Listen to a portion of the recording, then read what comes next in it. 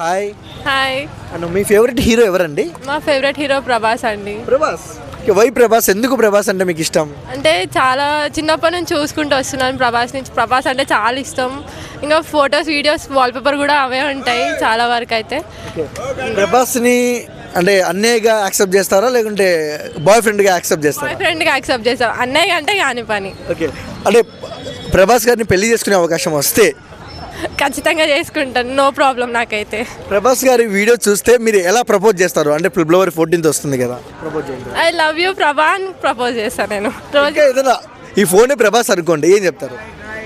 I love you ప్రభా అని రోజు ఇచ్చి ప్రపోజ్ చేస్తాను, లేకపోతే బొకే ఇచ్చి ప్రపోజ్ చేస్తాను, ఓకే, లేకుంటే హగ్ ఇచ్చి ప్రపోజ్ చేస్తారు అంతే. ఓకే, ప్రభాస్ ఎందుకు మీకు అంత ఇష్టం? ఎందుకు అంత ఇష్టం అంటే అది చూసుకుంటూ వచ్చాను కానీ ఏం తెలియదు అంతగానం, కానీ హెల్పింగ్ నేచర్ అవన్నీ చాలా ఇష్టం అందుకు.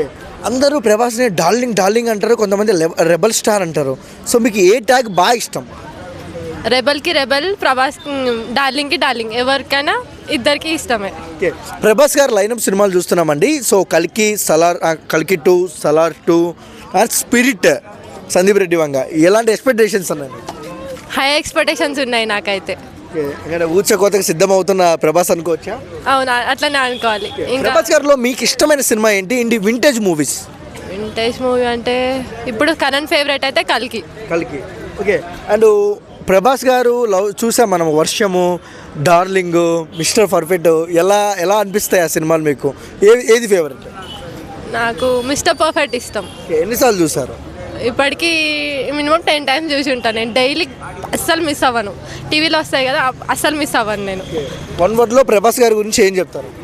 హీజ్ అ డార్లింగ్, ఇంకేం చెప్పలేము. He's a such a darling.